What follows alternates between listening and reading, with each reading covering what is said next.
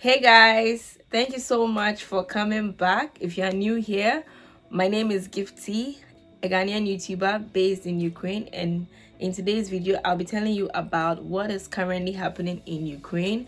I know you've been watching the news and you've probably heard a lot and seen a lot about what is going on here, but today I wanted to tell you what is going on from someone who is actually living in Ukraine's point of view and a foreigner for that matter. So without talking too much, let's get right into the video. Also, if you are new here and you like what you see so far, please subscribe so that you join the family. If this is your second time and you are yet to subscribe, please subscribe so that you join the family. And if you're an OG coming back, thank you so much for always coming back to watch my videos. So yeah, I'm sure you've been watching the news and you've heard a lot, seen a lot, and you're probably even panicking for those of us who are here. Yeah, and I know if you had the intention of ever coming to Ukraine, you're probably now wondering if you should still come, or if it's still advisable to come to Ukraine.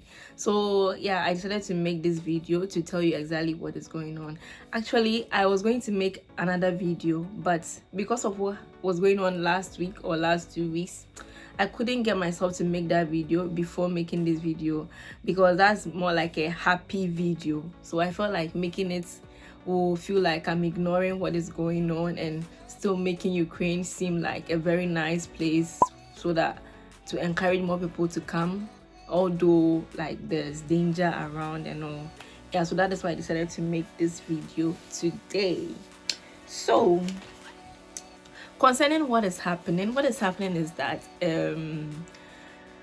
there are Russian soldiers at the Ukrainian and Russian border. Yeah, so there are like thousands of them. There are a lot there at the border, and it's causing a lot of panic because Russia has actually attacked Ukraine before. Yeah, Russia attacked Ukraine in 2014, and then it took captive of some of the cities in Ukraine.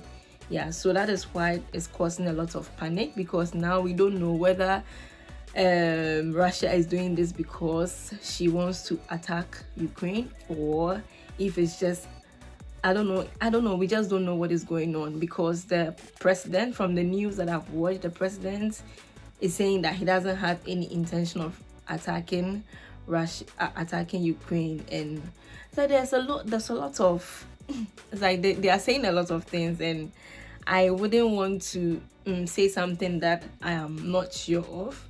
So I would really advise that you watch such videos or you read such news for yourself, because I don't want to, it's politics, and I don't want to paraphrase or say something that is actually not it. Yeah, although I watched a lot of videos to try to gather so much information for you guys, I still feel like I shouldn't speak on it because I don't want to misinform you. Yeah, but what is going on is that there are Russian soldiers at the Russian and Ukrainian border. Yeah, there's part of Ukraine borders with Russia. Yeah, that is the east. And right now there are a lot of Russian soldiers on that border or around the border. So that is what is going on, and that is the reason why we were panicking a lot. And when you watch the news, you can really see that it's really scary. But right now that I'm here, like right now here, we are just living normally. We are living normally. Apart from the news, if it weren't for the news, we would just be living normally, like nothing is going on, but also it's scary because like anything can happen. So although we are living normally, we still have it at the back of our minds that anything can happen. And actually, it's not that it's something new to us, like living here, because like we know that Russia has always been a threat to Ukraine, because it's like I think the president wants Ukraine to be under Russia. So like, yeah, we've just known that Russia has always been a threat to Ukraine. So yeah, that is what is going on currently. I will link some videos that I've watched in the description box so that you can check it out, because I don't know why I don't want to talk about it. I don't want to talk about it because I don't want to misinform you. This is like years of history, like things that have happened over time. I cannot just use maybe 1 day or 2 days to watch a video and come and tell you what I think. And so I'm going to link some of the videos that I've watched, and also if you are interested personally, you can watch more videos about what is actually going on. But I just wanted to say that we are living normally. Like, they've not brought any restriction, no curfew, nothing. Yeah, we are just living normally like we've been living. Yeah. And also, like, there was a video that the president was telling the people not to panic. So that is what we are not panicking. We are trying not to panic. Yeah, we will not panic. Yeah, because the president says we should not panic. Now we are having, everything is going on normal, and we are having online school, but that is because of COVID and not because of what is going on. Okay, so now it's the second thing that I wanted to talk about.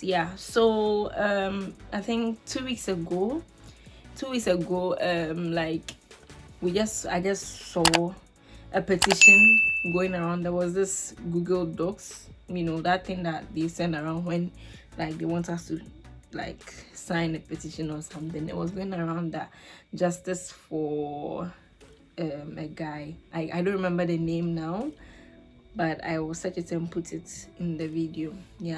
That this was a new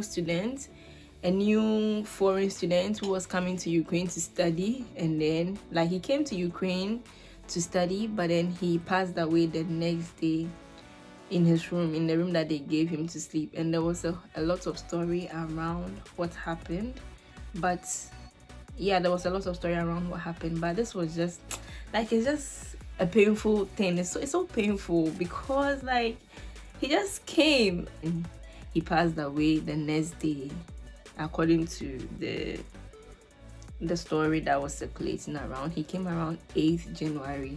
And can you imagine, like, he came around 8th January. He left his country 8th January, and according to the news that was circulating, he died the next day. So he died around 9th January, and I didn't see anything about it till like 20-something January, and it was just so sad to see and to hear such a story. And what actually happened was that, like, when the guy came, the room that they gave him, like, when I put pictures of the room in this video, like, you will wonder, you will just be sad. And if you are planning on coming to Ukraine, you might even decide that you don't want to come here. But the room that they gave him was so bad, and it was so unkept that he said he couldn't sleep there, and there was no heater in the room too, apparently. And he said he couldn't sleep there, so he went to report, and they said they will help him, and they will bring somebody to fix the heater the next day or something like that. But then he passed away. And according to autopsy, this is what I've heard, according to autopsy, they said he died because of hypothermia, because the room was too cold for him. That's why he passed away. This is just so sad. Even talking about it now, it's still so sad to talk about it, but I just wanted to add this to this video because I know some of you watch my coming to Ukraine videos, and some of you even text me that you want to come to Ukraine. So I just wanted to make this video to say that from what I heard, this student applied to Ukraine, to the school, and it happened in my city. Can you imagine? Like, it happened in my city, Lviv. The Polytechnic. It's not medical school. It happened in the Polytechnic. There's a school called Lviv Polytechnic. That's where it happened. But it happened in my city. And I wanted to make this video because, like, according to what I've heard, he applied to the school himself. Like, he applied through a website, and then when it was time for him to come, the school sent someone to go and bring him from the airport, and then brought him to the hostel.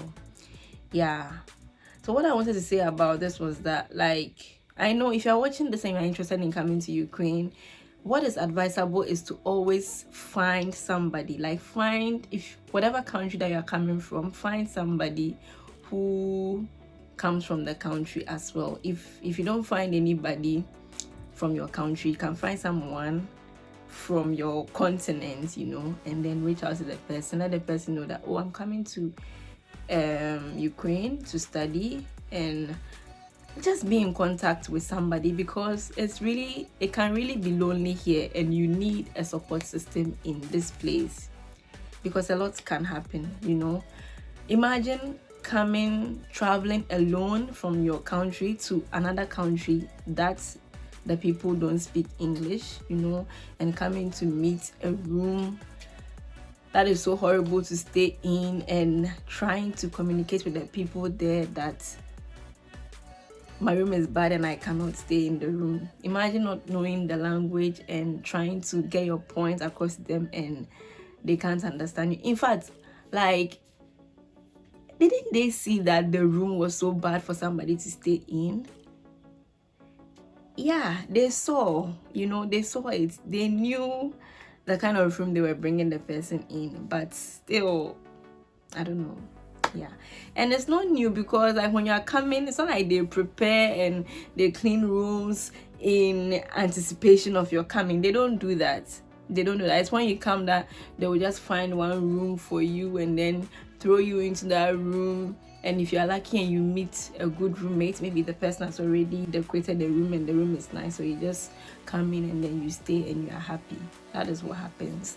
But imagine if you are going to a place and in the case, most of the, as I've been saying in most of my videos, most people here are in the medical school, so very few people are in the other schools. So imagine going to that school, there's nobody, you don't know anybody there, no community to help you and all that. So that is why I'm saying that it's advisable to always reach out to somebody. Just go to the school. This is how you can reach out to somebody. Like, if you don't know anybody here, you know the name of your school. So what you can do is to type the name of your school on Facebook, and then you see, maybe like if the school has a page on Facebook, it will probably have friends with other people from your country who are in the school, so you can find them, search for them and reach out to them. Really, like, they will mind you. You know how people don't really use Facebook anymore, so it might take long, but they will definitely mind you. Yeah, so that is one thing that you can do. No matter where you are coming from, please reach out to somebody and then let them know that you are from their country or you are from this country and I'm coming to your school. They will gladly help you, because we all know how it is. Like, we know that we just know how it is. So please, if you are coming to Ukraine, just reach out to somebody. Okay, reach out to somebody before you come here, because you will need that support. You will need that community. Because like here, the school authorities, they don't really, I've said it in my videos before, they don't really, when you have a problem, it's your problem, it's not their problem. And they will actually tell you that it's your problem. They will tell you that. I've said it in my video, I've said it in my other videos. Yeah, so you really need a community when you are coming here. So please, yeah, the fact that like everyone was coming from a country and there are unions here for, okay, the unions here, I don't, well, some unions here are not as strong as others, and then the unions in some cities are not so strong either. So it just depends on where you are going. But the most important thing is that please reach out to somebody. When you are coming, they will not clean a room for you. They will not prep a room for you for your coming. There will not be an empty room that is already cleaned and you just have to bring in your bags and all that. There might not be that.